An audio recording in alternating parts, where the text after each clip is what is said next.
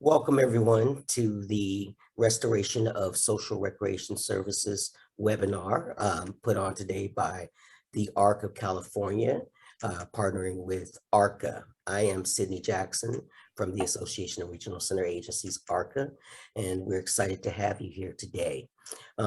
First off, before we get started, there are a few things I'd like to note. The question and answer feature is not disabled. However, we will not be entertaining the questions today. We will be actually drafting a frequently asked questions, the FAQs, to be posted later. And in addition, we will be posting the presentation recording, as well as the webinar recording, I should say, as well as the materials at a later date as well. But first off, before we get going today, I will go ahead and do a little housekeeping.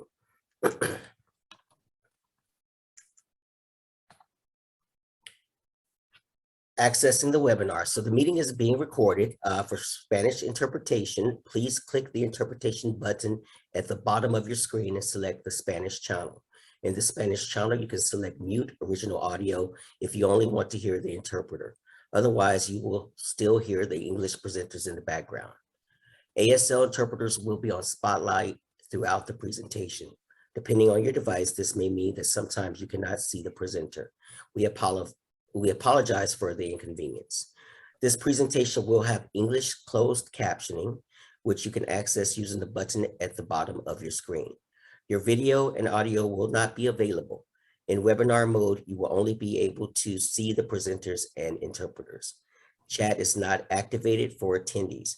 Presenters may share some information through the chat during the webinar. Features will vary based on the version of Zoom you're using and the type of device you are using to watch the webinar. Some features like polling are not available for phone users. And now I'd like to turn it over to Jeanette to do the Spanish interpreting, housekeeping. The housekeeping in Spanish, sorry. Thank you. Eso es lo que estamos haciendo en este momento. Muchas gracias.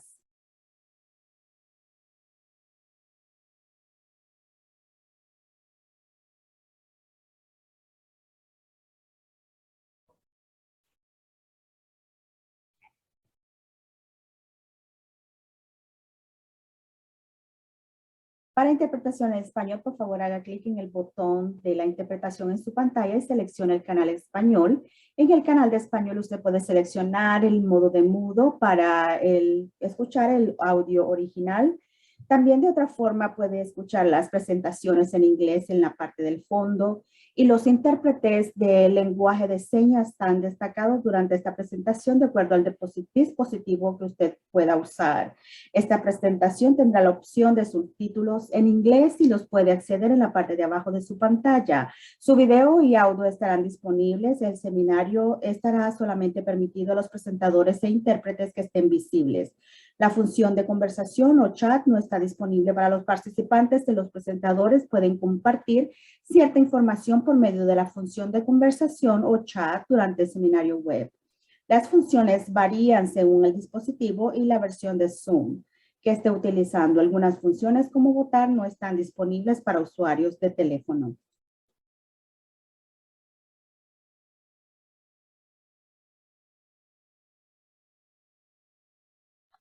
Thank you, Jeanette. And now I'd like to turn it over to Mr. Jordan Lindsay, Executive Director of the ARC of California. Hi, everybody.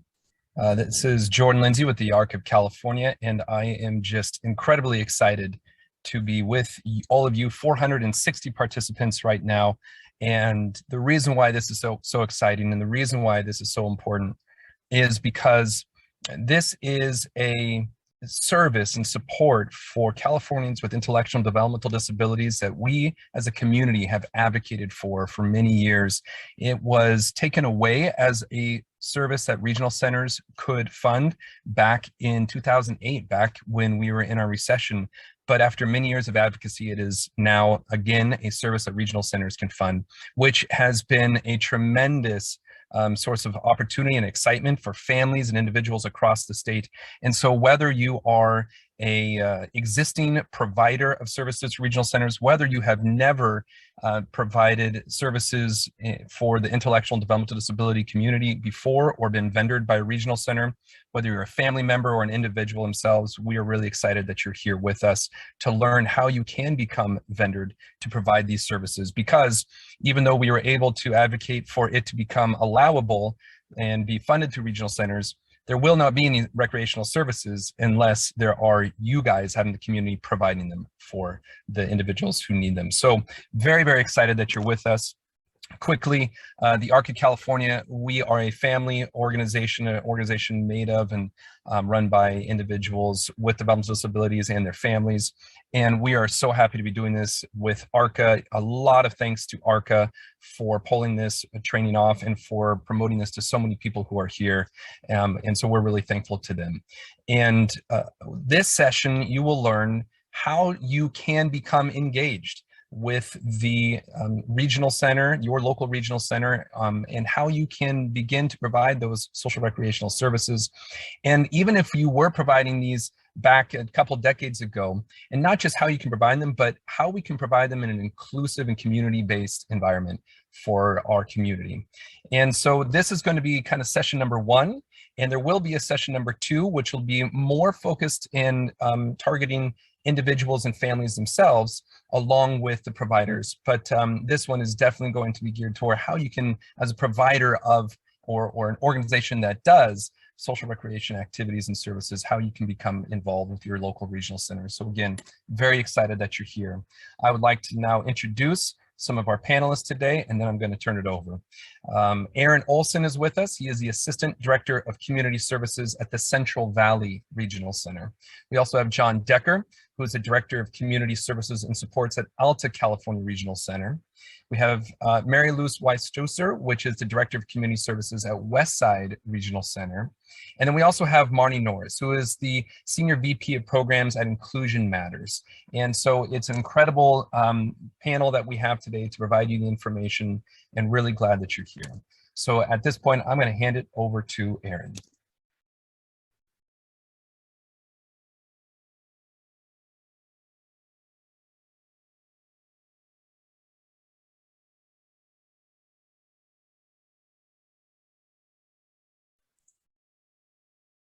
Aaron, I think you're muted.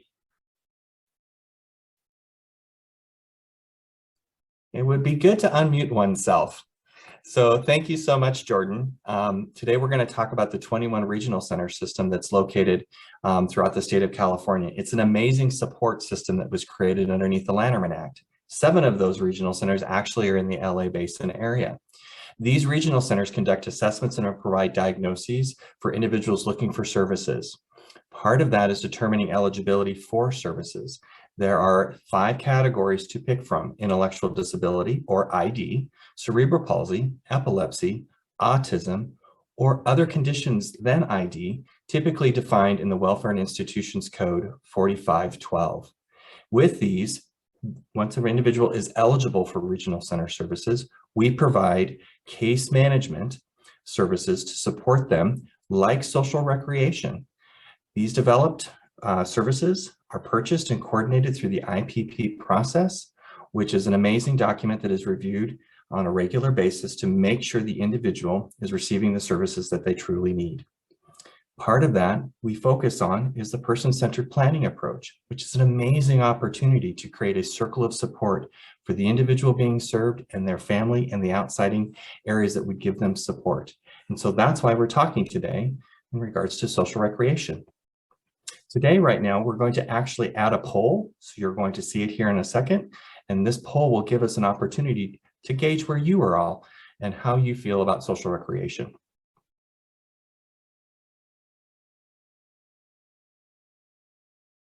Please feel free to fill out the poll. And at the end, we'll be able to collect that information from you all. Thank you.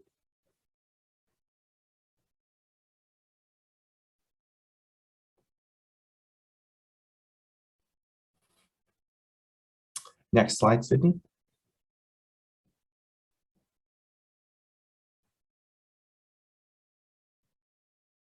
Thank you. So the background here is about providing services underneath the Welfare and Institutions Code, which is what all regional centers are bound to.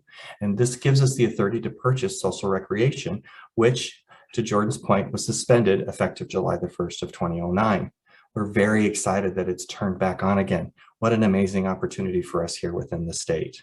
Effective July 1st is when that did occur. And so now it's the regional center's opportunity, and with their families that they support, to create systems of social and camp interactions that will allow the individuals that we serve to integrate in the society in a more inclusionary manner.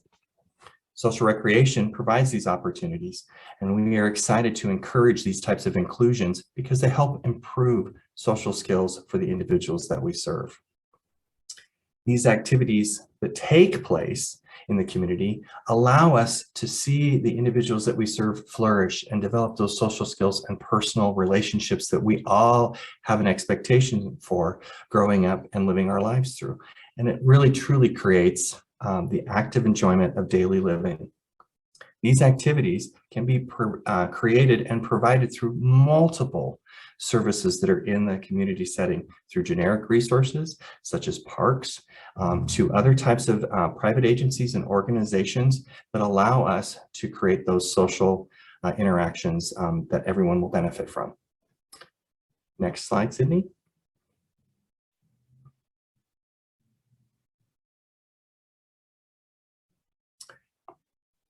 So social recreation in the final rule. This is a big thing for us here within the state of California. For vendors that are currently existing and new vendors coming online, it's our goal, it's our job to make sure that we are truly inclusionary under the services for Medicaid and Medicaid services under the HCBS and the final rule. This takes effect in March of 2023. So you will be hearing a lot about HCBS compliant moving forward. The final rule is to develop that all individuals that we serve within the state of California that receive services from the regional center benefit from their opportunities of true inclusion in the settings of their choice. So what they're choosing to assign themselves to, whether it be swim lessons or whether it be art therapy, the opportunities are for them to make. The regional centers, all of us that work at the regional centers, it's our goal to work collaboratively, not only together, but with our community partners and with our families and with the individuals that we serve to make sure that we meet these opportunities for true inclusion so that they can all live a happy life and be fruitful for the community as a whole. I'm going to pass off now to my colleague, John Decker, Director of Community Services at Alta Regional Center.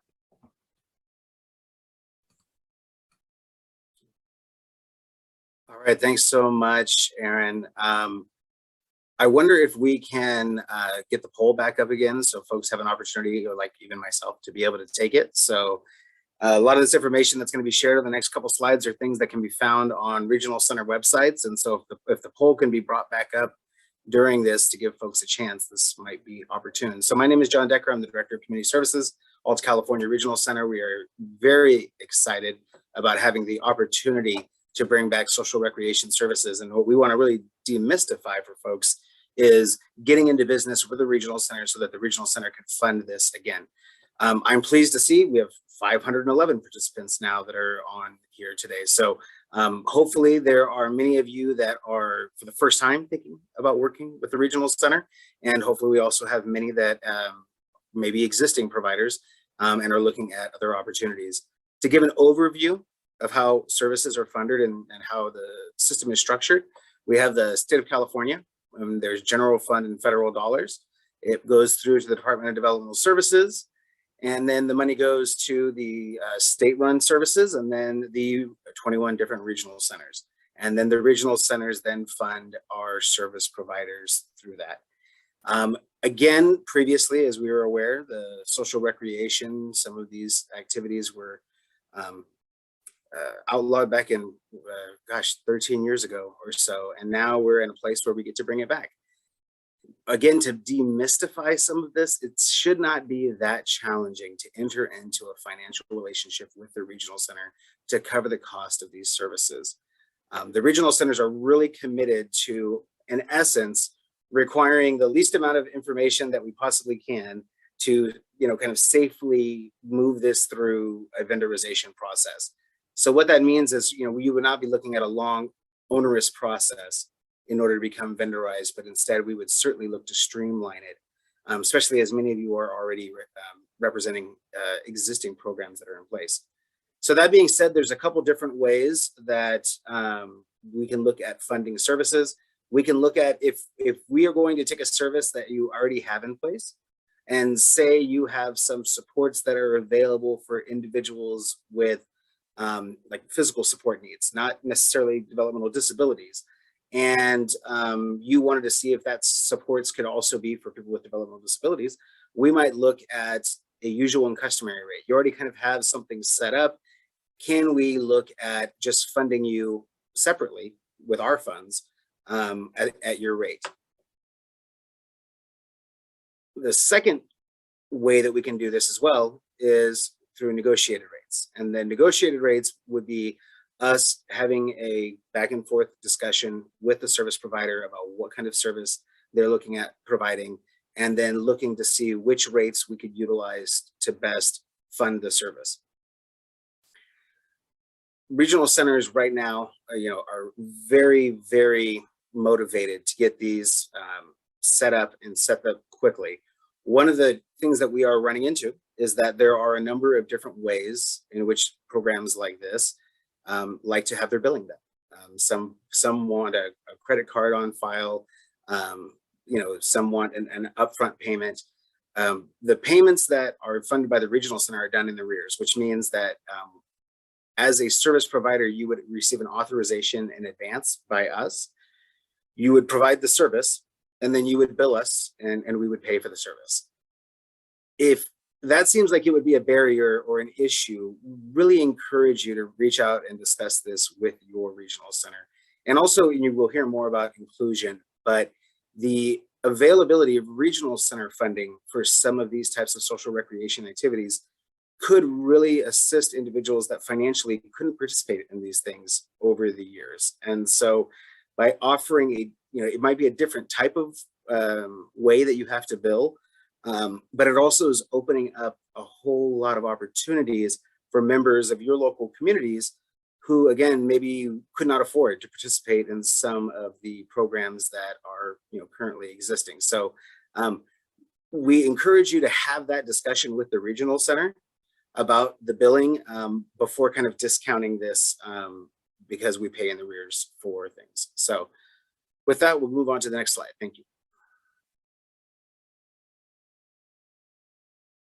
So to talk about vendorization, this is just a very simple breakdown of it. Who is this? Individuals or companies interested in providing services and supports for individuals with developmental disabilities to participate in social recreation activities. So that's who we would be vendorizing.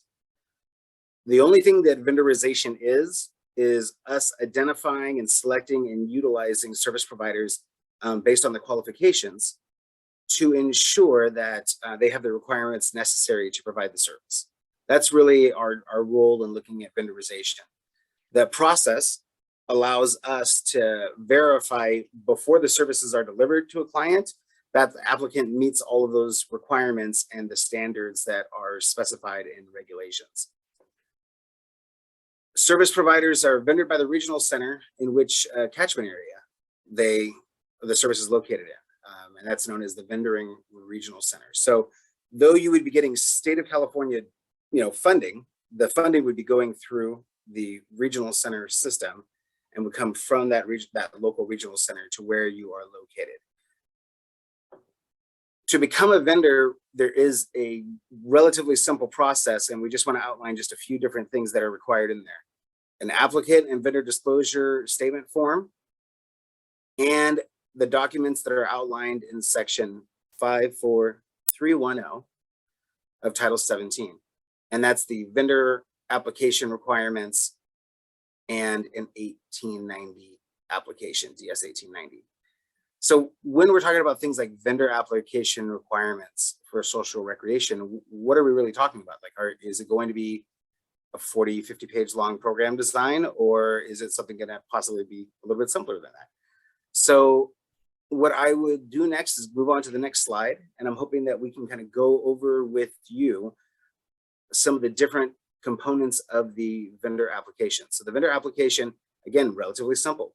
Your name, the tax ID number of your company, mailing address, the address of the service, if applicable. So it may be that your service is completely mobile and there's no address for it. We need to know that information.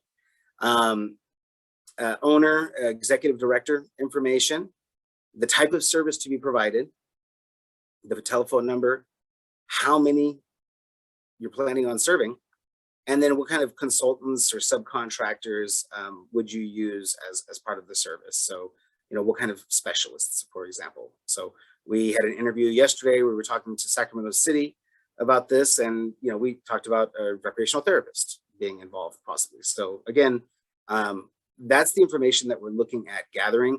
When we're talking about types of services to be provided, again, if you run, an existing long-term program that's been serving, individuals with developmental disabilities, doing a huge description of that may not be necessary because you are already a well-known entity.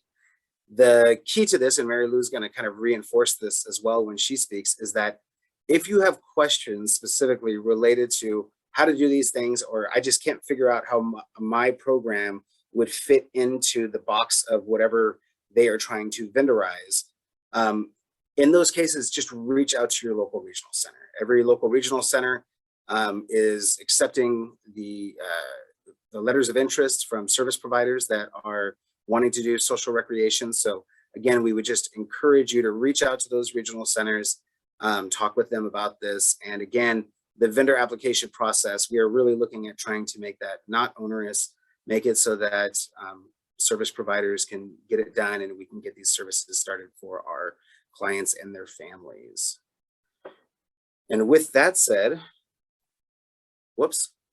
I'm going to pass it over to Mary Lou Strucker, assessor from Westside Regional Center. Mary Lou.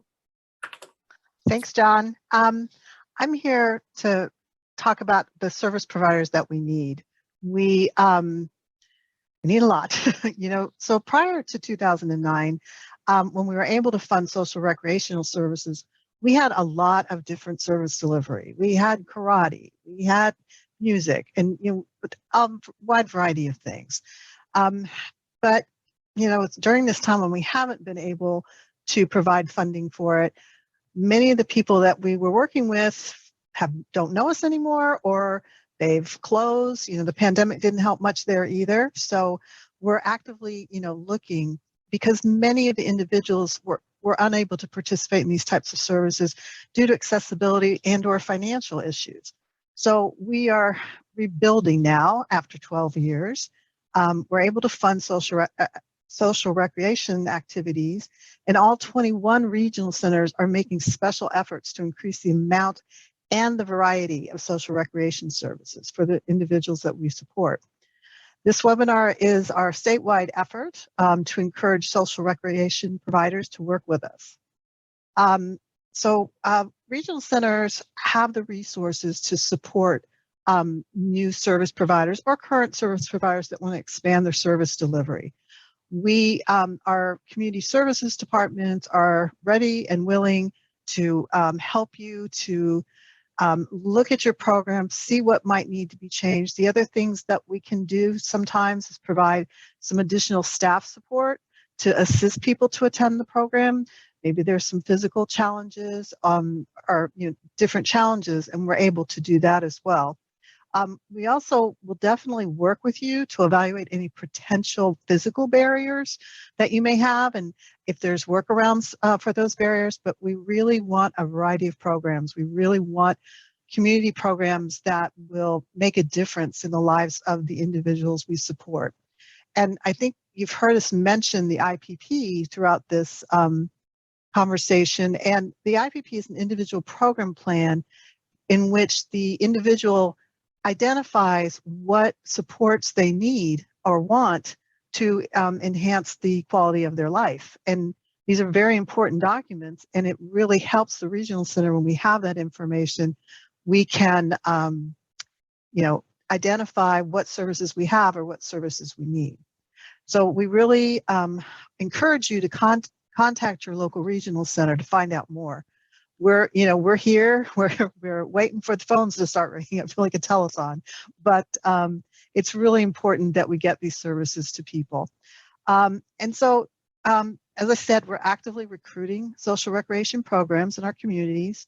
It's really important to contact your local regional center to see, what you have, what you want to do, and we'll work very closely with you. And we just want to make sure that we have opportunities for all the people we support. And we're not just looking at children, we're looking for services for adults as well. So keep that, and teenagers especially. So, whatever you're thinking, let us know. And we'll be there to support and to help you, and hopefully develop some great programs that welcome and include our individuals. So thank you. I'd like to now turn it over to our next presenter, Marnie Norris from Inclusion Matters, who's got some wonderful information for you. Thank you. Wonderful. Thank you so much, Mary Lou, for introducing me. And thank you to the ARC of California and the Association of Regional Center Agencies for inviting us. It's an honor to be here and to meet you all. So we're just going to talk a little bit about inclusion and how we've seen it work, why it works, what makes it work, and what the end benefit of it is. So if we can just jump into that next slide. Thank you. So Inclusion Matters by Shane's Inspiration is a 24-year-old nonprofit. We started here in Los Angeles. We've worked statewide, we've worked nationally and internationally to help communities design and build fully inclusive playgrounds. We have over 75 open worldwide. And then we provide social inclusion programming, both in the schools and in the communities, that bring children with and without disabilities together through play to gain those social emotional skills, to make connections. We've worked with about 50,000 children here in Los Angeles. Since we started programming, we've worked with about 10,000 families since we started our family program. And then we also work with educators, recreation specialists, service providers worldwide and other NGOs to train them on some of the best practices that we've found in social inclusion. Next slide, please, Sydney. Thank you. That's our flagship playground in Griffith Park in Los Angeles. And I think the most important thing for us always for the past 24 years has been partnerships.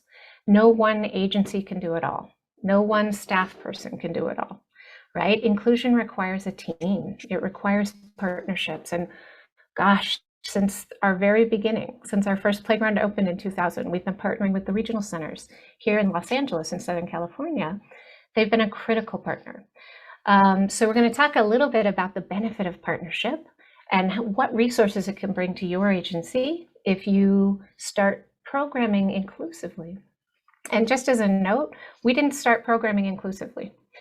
So we built the playgrounds and we started bringing families to the playgrounds because we realized there were emotional barriers, social barriers to them accessing this resource.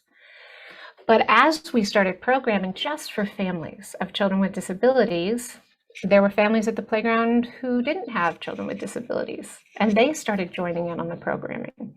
So we realized what an incredible opportunity to deepen our mission, to deepen our impact as an organization by creating inclusive programs, right? Which also deepened our access to new funding streams and new program partnership opportunities. So there were a lot of benefits for us in accessing those partnerships and creating inclusion. Next slide, please. So I'm going to do a quick pitch for play because that's what I do for a living. But play, if we look at social recreation, the social component is what we focus on primarily. Play is the most natural way to create it. Bringing children with and without disabilities together in the playground or in a program and having that social component is what allows them to play beyond their misconceptions about each other. It's what allows them to gain those incredible social skills, which children learn naturally through play, right? So it's a powerful motivator for kids to connect. And it's, critical to every aspect of child development, right? From language development, physical development, sensory development, and integration. So I always advocate, and we've worked with recreation programs to embed a play component into their programming so that that social element is there. Next slide, please.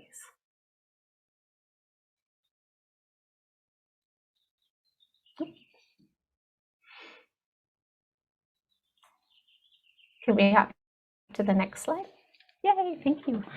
So quickly, just think about the word inclusion and what does that mean to you, right? So I'm a parent of a child with a disability. Inclusion means one thing to me, right? For a person with a disability, they are going to define inclusion differently.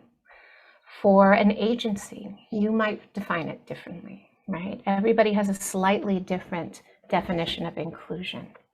And we're going to get into some of the things that we really believe are foundational for inclusion. But I wanted to share a quote that was just shared with me 2 weeks ago from a father, Dustin. His 4-year-old son, Dorian, was born with multiple disabilities. And he was reflecting on what the playgrounds and programs mean to him. He said, "Not much in the city is built with me and my little warrior son in mind. Families like ours are often starved for a place, a community, and a sense of belonging.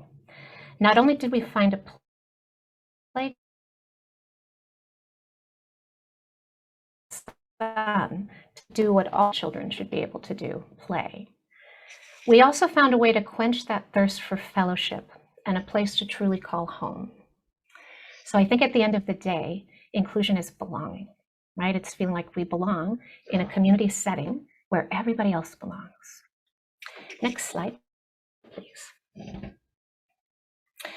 So when we first started building playgrounds, we just thought about curb cuts and ramps and all the things that need to make a space accessible. What we didn't realize was the biggest barrier was the invisible barrier, which is perceptions about disabilities. So we've worked with 50,000 children with and without disabilities, and we've surveyed the children, we've surveyed adults without disabilities to just identify what's that perception barrier, right? What's the biggest barrier in the room? So next slide, please. Those misconceptions are what prevents inclusion from happening, right? It's the perception that a child with Down syndrome needs to be served in program A versus program B. It's the perception that a child using a wheelchair can't play, right? All of those barriers prevent inclusion from happening. And all of the programming that you do, all of the social recreation programming that's coming back into play breaks those barriers down, and it breaks it down quickly. Because if children can connect, they can communicate, right? If they can communicate, they can play. So that's part of, I think, the biggest benefit of inclusive programming is you're creating perceptions of two children being equal, right? Next slide, please. So who benefits? From our experience, everybody. Everybody benefits, right? We worked with a program down in Riverside that was just programming for adults with disabilities. We have a playground down there, Fairmont Park. We started working with them to develop a My Play Club, which is our family inclusion program. It opened up their population to early childhood and elementary school children with disabilities. It opened up their agency to new funding resources to support that population, right? So that inclusion programming opened the door to even more resources and opportunity. So there's really tangible benefits to inclusion programming, in addition to the benefits that children receive, right? The perception benefits that children receive, the social skills that they develop. And I think after a pandemic, boy, are we in need of social emotional support, right? A lot of our kiddos have backtracked during the pandemic and lost those social skills.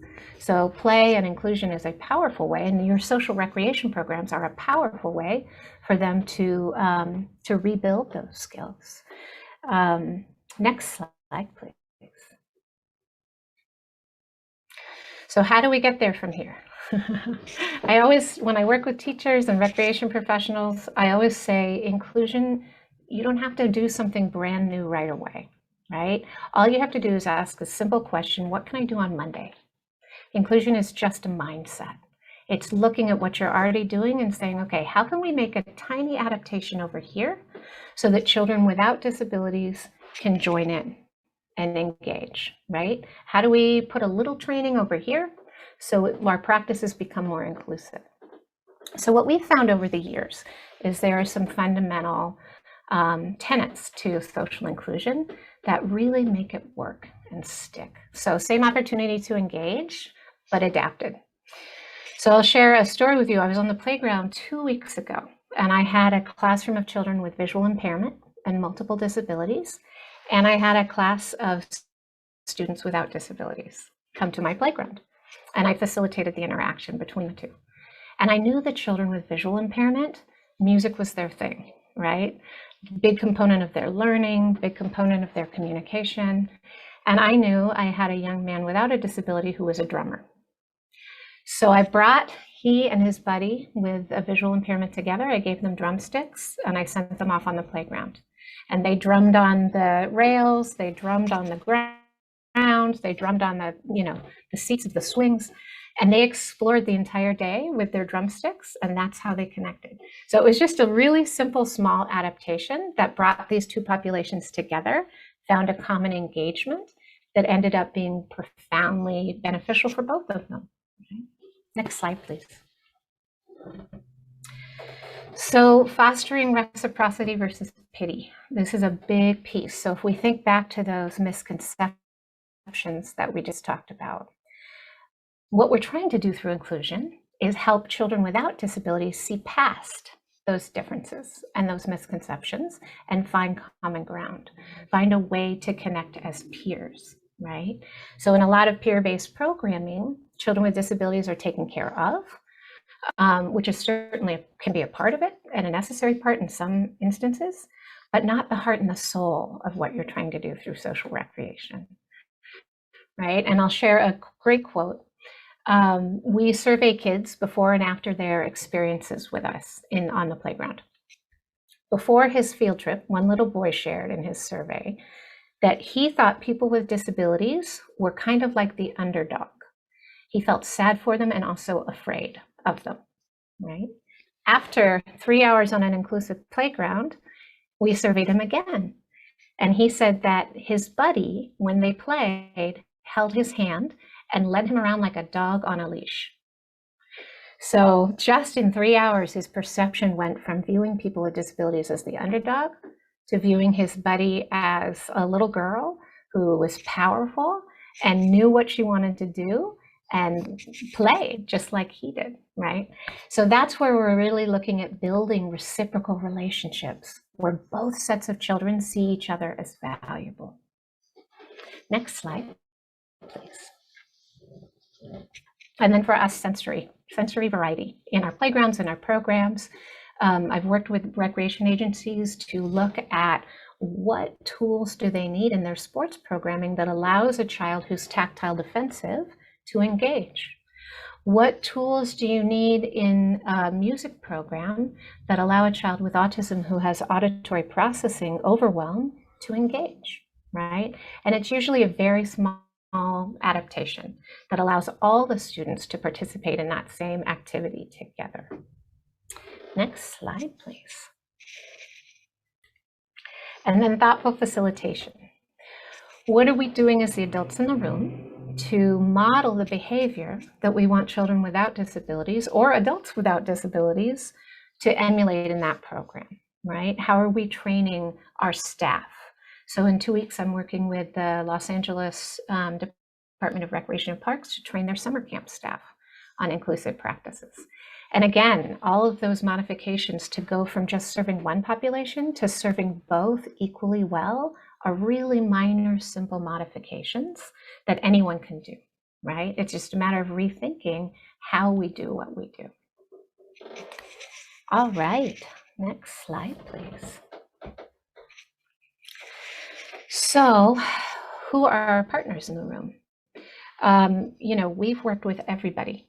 We've worked with Recreation and Parks. We've worked with nonprofit organizations. You know, through our family inclusion program, we take the students who participate in our education program, we reach out to their families so they participate in our family program, right? Just expanding the net of people that we get to serve. Youth volunteer organizations, right? Creating a peer program where peers without disabilities are trained in how to connect with their peers with disabilities takes some of the weight off of your staff, right? Bringing those volunteers in. We work with Children's Hospital, CHLA, to market our programs to their families and vice versa. So really looking at who are your partners, who can step in to support this, who can step in to provide training for your staff, right? So they're really thinking inclusively as well, and leveraging those partnerships. You know, I think I love that proverb: if you want to go fast, go alone. If you want to go far, go together. And it's true. There's no way we could have built our playgrounds without partners like the regional centers, partners like Recreation and Parks. So it's really, I think, great. And look at that needs assessment that you did in the poll. What do you need? You know, do you need staff training? Do you need volunteers to step in and really help implement those programs? You know, talk to your local regional center, their community services department, to really think through, you know, what do we need to make this happen? Because it's often so easy. Again, simple adaptations, right? Next slide, please. And then who's your team? Again, everyone. We work with parents, we work with children. You know, they design our playgrounds. But who are you training, right? So that person at the front desk who answers the phone and gets a call from a family whose child has Down syndrome and wants to participate in their art program, right? The person who answers that phone is on the team. We always say inclusion starts with the first phone call and ends with that last high five, right? When that same child gets off the soccer field with his peer without a disability, right? So really thinking through every person who has contact with those families, every person who has contact with training, to become part of that team. And then especially social media and marketing. What messaging are we sending out? You know, is our messaging inclusive? So yeah, that's it. Everybody's on your team, and with a little support, everybody can be moving in the same direction. Next slide, please. So we're going to end with a video. A young man named Spencer Hawk, who grew up playing on our playgrounds. And I really think he brings home the key components of what is required for inclusion. And then I think really articulates the most profound impact of inclusion, which is a sense of belonging. So if we could run that video, that would be wonderful. My name is Spencer Hawk, and I am honored to be a part of today's panel for Inclusion Matters by Shane's Inspiration. I'm 19 years old, currently working in retail, and live in northern Colorado. I am here today to briefly tell you about how growing up around universally accessible playgrounds, as well as the importance of inclusion, has affected my life. I was born with thrombocytopenia absent radii, more commonly known as TAR syndrome. This means I'm missing my arm and wrist bones, and have low platelets. My legs didn't form correctly either, and I became a double amputee in the first grade to give myself more mobility and less pain. Essentially, disability is a label that I have lived with since the day I was born. Physical limitations are hard, let's be real. especially when you are trying to do something that requires height, reach, or just having typical limbs in the first place. Even casual tasks that some people do every day, such as using a sink or grabbing the last of the Oreos at the top of the fridge, may require a tool that could work or having to ask for help. I was first brought to a universally accessible playground when I was 2 years old in Los Angeles, California. At the playgrounds made by Inclusion Matters, I've always felt accepted, included, and able to participate. I grew up being able to play alongside my typically abled friends for years on these playgrounds. I was never left out. No stairs, no sand or wood chips separating me from others. To this day, I can access pretty much all of the equipment on any of the playgrounds, even the rope bridge with my electric wheelchair. That's a big deal, by the way. However, there is something else that is essential to these playgrounds, and it is crucial in order to realize the mission of Inclusion Matters. What is it? Kindness. I know, it can be hard to tell yourself to be kind, especially in the time we are currently in. But I guarantee it, kindness is always welcome. See, inclusion is one thing, but kindness gives it life. What made the playground so amazing wasn't just the equipment, it was the kindness that blossomed everywhere. Just that simple question of, would you like to play with us? Is enough to turn a kid's world upside down. It is so important to have that kindness present. I would not be who I am today without that kindness. The experience of thoughtful inclusion. That's the real magic of these playgrounds. Myself and my family are so grateful for them. I leave you now with a mantra that I made. Including everyone is good for everyone. Being kind to everyone changes everyone. And it only takes one to bring together everyone. Thank you.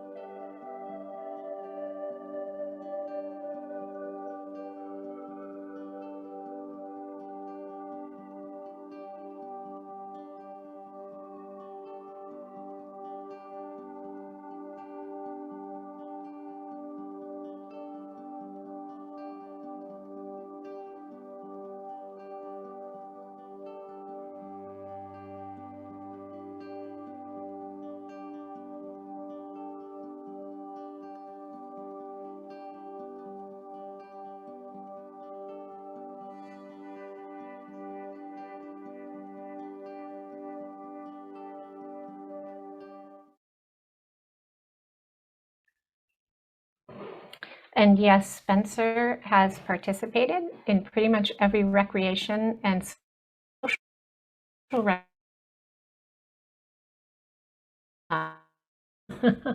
Thank you for having me. Thank you for taking the time. And we look forward to seeing this incredible opportunity grow for so many families and so many kids with and without disabilities. So it's been a pleasure to be with you, and I'm going to turn it back over to Sydney. Thank you very much, Marnie. Excellent presentation. What I'd like to do now is look at the results of the poll real quick, and I'm going to invite the panelists to weigh in on whatever resonates with them as we look at the results as I share those.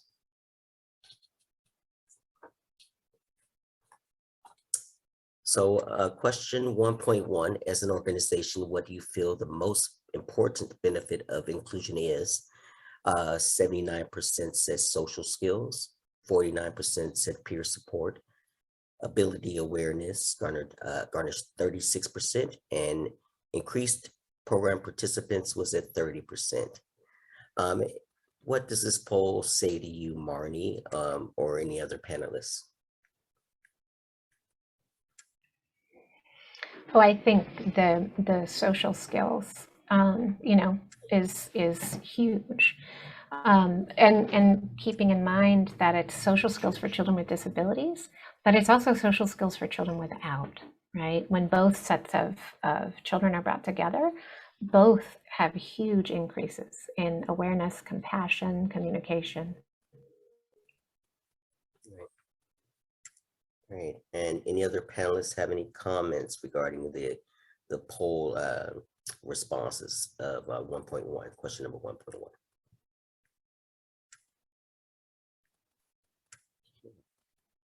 We'll move on to 2.2. Does your agency currently provide inclusion programs where participants with and without disabilities engage in the same activities?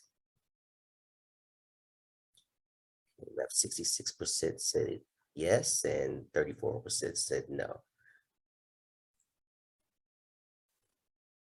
Sydney, I think it's encouraging that we have so many of our participants here, 302, and of those we had so many that would say yes to this, but it's certainly room for growth and hopefully lots of sparked interest from this. And if Marnie's presentation doesn't speak to the worthwhileness of doing this, then I don't know what does. Thank you, John. Any other comments from panelists? I think it's really exciting, and please give us a call. We'd love to vendor your program. Yes, that is good news. That's good to see. Okay. And last but not least, 3.3, what resources do you need to be able to provide inclusion? This is something that I'm sure our panelists definitely would have something to say about or have some comments regarding this. So we see increased staffing at 74%, training 49%, marketing outreach 31%, volunteers 21%, and increased funding at 73%. I think the message we wanted to ensure that folks left with related to this one was, when you do that contact with your local regional center, you talk to the community services department, bring this information with you, this last section here about your funding needs and your staffing needs and what it really would take to have a truly inclusive programming. So because it's going to be important for us and we want to help you do this. We can utilize the funding that's available to help provide some of these resources to make these realities for your programs and for your communities. I couldn't agree more, John. That's exactly what we're looking for. We're looking for true inclusion, the aspect of being able to, like Marnie had mentioned, the ability to integrate on a generalized level of normalcy. Right.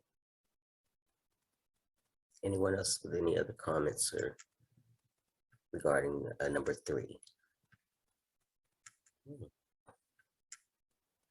Right, well, I'll stop sharing the poll results now. Thank you for all of the participants that participated in the poll there. Really appreciate that. That helps us gain a better understanding there. We are very, very happy that you joined us today. It's critical that we get programs out there that are inclusive, and this restoration of social recreation services provides that opportunity.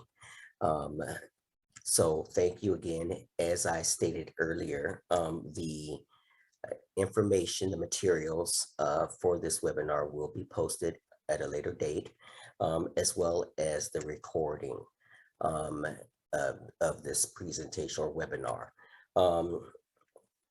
As you know, we did not answer questions during this webinar, but we will be looking at all of the questions asked during the registration process, as well as during this webinar here, and putting together, drafting a frequently asked questions or FAQs regarding that, regarding those questions, and placing those online as well, posting those online as well. As a matter of fact, what we'll do is we'll leave the webinar open for another few minutes until 3 o'clock, another 5 minutes, so that those that have questions are able to put those onto the webinar so that we can make sure that that informs our FAQs. thank you to all of our panelists. Great job. I really appreciate you taking the time to do this. Thank you to all of the participants, all of you that have joined the 500 plus, that's very impressive and encouraging as well. It's, as Mary Lou so eloquently stated, we need programs and inclusive programs. And this social recreation restoration provides that opportunity. So to the ARC, we appreciate it. Mr. Lindsay, you run a great outfit, and thank you again for your participation, and it's been nice partnering with you. So again, the questions and answer is enabled until 3 o'clock. Please feel free to dump questions in there and we will be looking at them.